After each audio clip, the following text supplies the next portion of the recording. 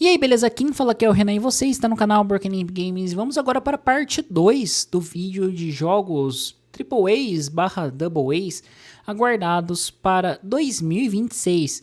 O primeiro vídeo eu foquei um pouco mais em jogos que já tem uma data mais prevista, que já são, digamos que talvez mais famosos ou mais aguardados. E aqui eu deixei para jogos que eu achei interessante também, barra que podem ter uma data um pouco mais espaçada, né? Não tão precisas assim, como talvez um Resident Evil Requiem, como um Fatal Frame 2 Remake. Então, para a gente começar aqui nossa lista, eu já queria começar com o Monster Hunter Stories 3 Twisted Reflection, que vai chegar para PC, Xbox, Series, PlayStation 5 e Switch 2. A minha questão com esse jogo é porque eu tentei entrar no universo de Monster Hunter, sabe? Eu quis jogar Monster Hunter, só que eu descobri que o jogo não é para mim. Eu acho um jogo extremamente lento, tedioso, e não consigo ver essa graça toda na franquia no formato que a gente tem do Monster Hunter tradicional. Vindo para um jogo mais RPG, como é a linha Monster Hunter Stories, pelo que eu pesquisei, ela me chamou um pouco mais atenção, me falou assim, pô, me deu aquele sinal de vamos dar uma chance para esse jogo, vamos ver qual é a dele, pra gente tentar e ver se esse formato de RPG funciona mais comigo. É uma coisa que eu acho que a gente tem que tentar. Diversas franquias têm outras abordagens. A gente pode pensar, por exemplo, pô, The Witcher como RPG não funcionou comigo, mas eu gosto de jogo de cartas. Eu tenho Gwent, Throne Break e Rogue Mage. Então, às vezes, você vai de um universo para o outro, fica um pouco mais simpático ali, dá uma chance maior. E eu acho que é um dos caminhos para a gente tentar jogar outras franquias que às vezes a gente não tem tanto contato. Seguindo para o nosso próximo jogo, temos o Crimson Desert. Esse jogo que vai ser um action RPG que se passa no universo de Black Desert. É um universo bastante rico. E esse jogo ele vai ser muito ambicioso, né?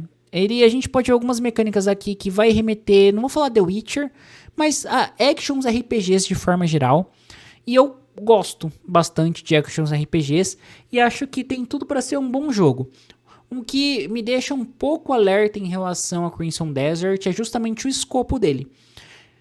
A gente sabe que às vezes o jogo pode focar em um elemento só e ser interessante, ou abrir demais o seu leque e se perder no rumo que ele está pretendendo. Crimson Desert é um desses jogos que me deixa nessa dúvida. Eu quero muito que tudo nele dê certo, só que quanto mais você vê do jogo, mais os desenvolvedores parecem querer abraçar um universo. Não, porque você vai poder fazer isso, porque tem referência disso, referência daquilo.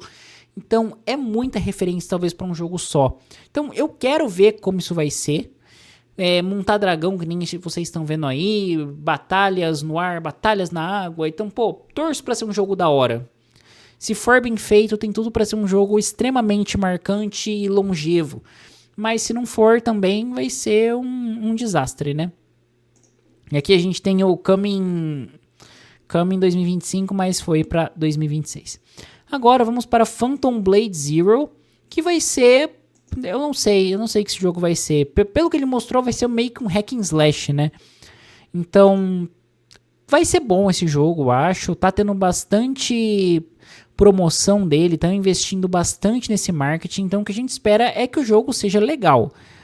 Vamos ver qual vai ser. A gente já viu um pouco da gameplay, já viu um pouco do aspecto geral, e no último The Game Awards de 2025 a gente teve a data de lançamento dele revelada.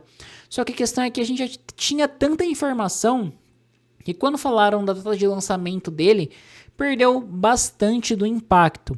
O que dá a impressão que talvez já era para o jogo ter saído esse ano, ou mostraram demais, não sei. Então assim, eu acho que vai ser um jogo legal, de forma geral, um action bom. O visual do jogo tá muito da hora. E assim, a ambientação, inimigos, tudo isso me chama atenção. Então vamos ver qual vai ser dele. E eu fico feliz por ele ter se revelado como um jogo que vai para essa vibe de action RPG hack and slash e não para um Souls-like da vida, porque como eu já falei, eu acho que o universo dos jogos ele tá um tanto quanto saturado de Souls-like já, que acaba caindo num ramo bastante genérico, né, num balaio bastante genérico. E aqui eu acredito sinceramente que não vai ser o caso. Aí nós temos mais alguns jogos aqui para comentar. Vamos de Tides of Annihilation, que ele foi revelado no The Game Awards, também se não me falha a memória. E a gente teve um vislumbre do que esperar do jogo, já com uma boss battle, mostrando que teremos um negócio um tanto quanto marcante, summonando uns bichão aí para ajudar a gente. E ao que tudo indica também, não vai ser um Souls-like, vai vir algo no gênero de um hack and slash, algo assim. Jogos que eu falei, que eu sinto falta de jogar e que tenha uma variedade maior. Então, acho que vai ser um jogo bom, a gente vai ter que esperar um pouco mais dele para saber.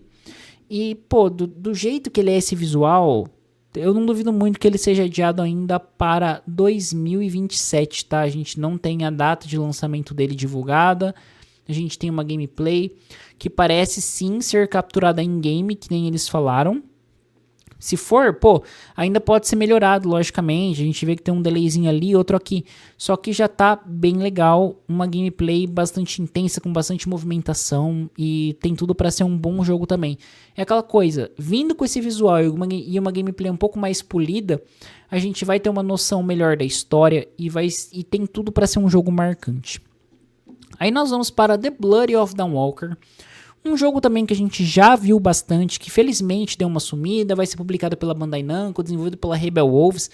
E eu acho que aqui no meu canal pessoal, no Broken Lamp, quanto no Mega, eu sempre trago vídeo de Bloody Walker quando tem novidade, né? A gente já teve cinemática contando da história, da história não, né, Renan?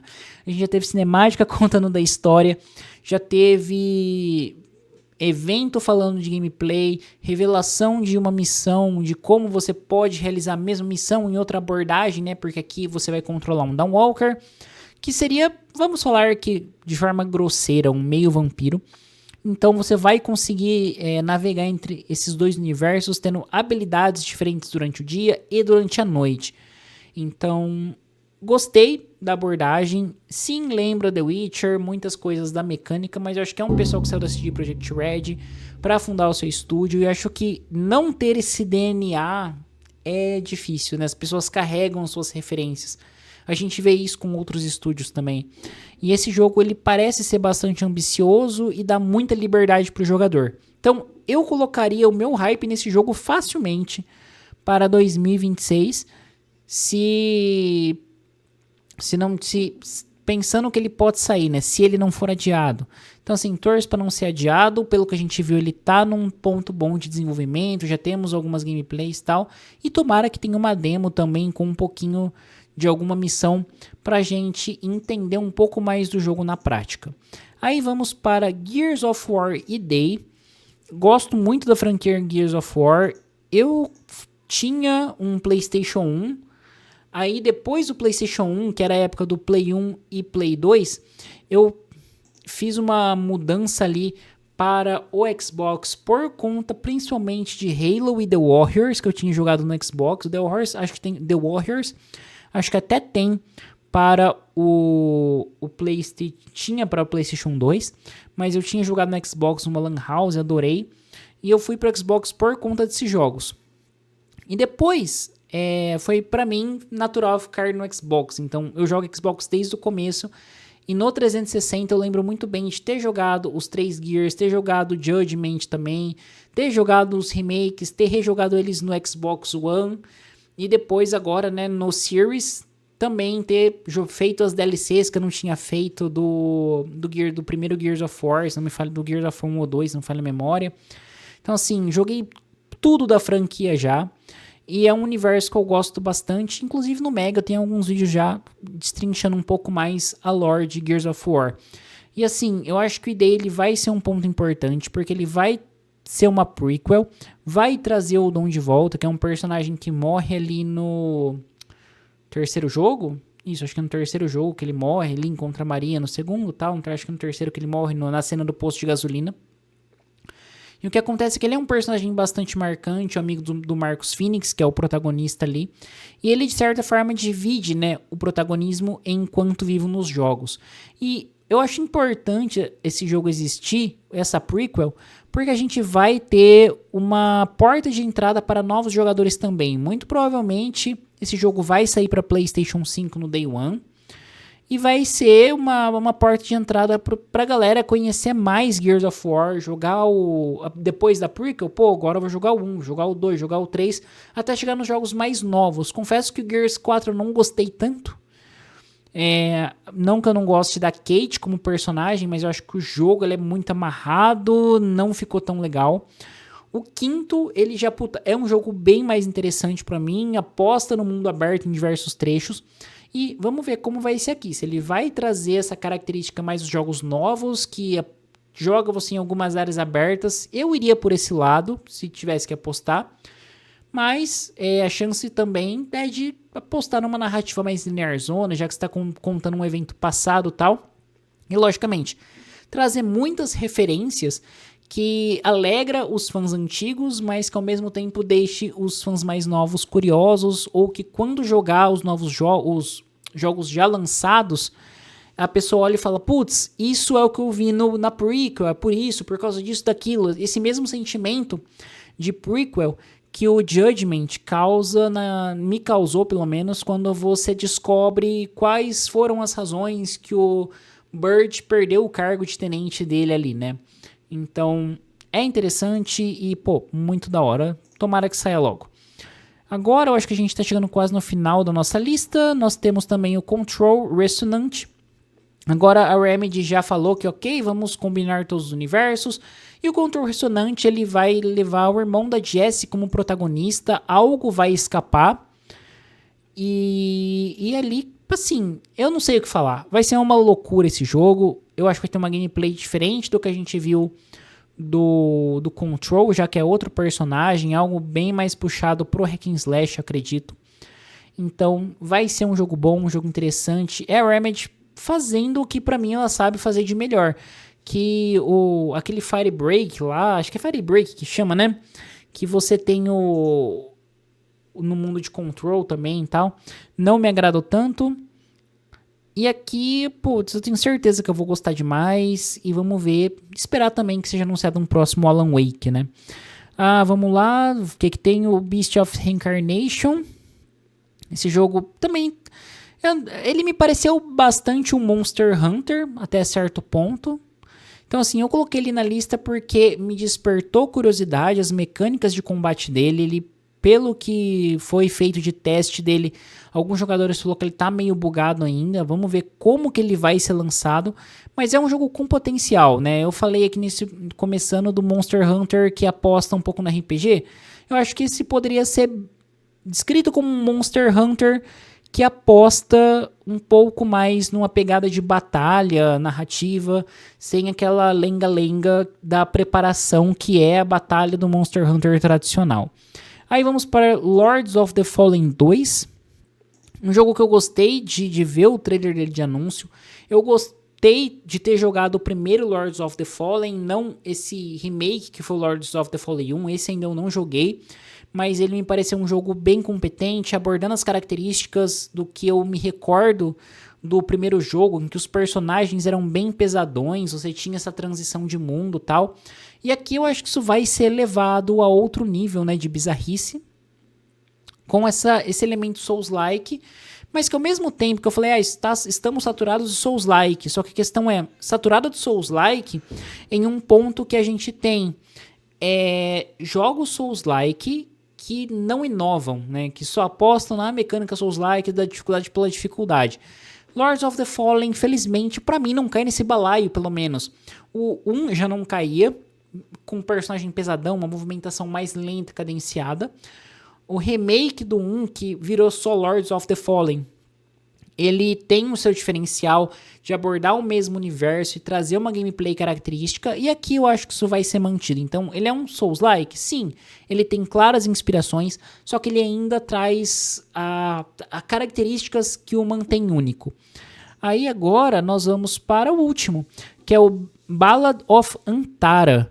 Aqui, nesse final, eu deixei jogos que vão para uma pegada hack and slash, que vão para uma pegada action RPG, sabe?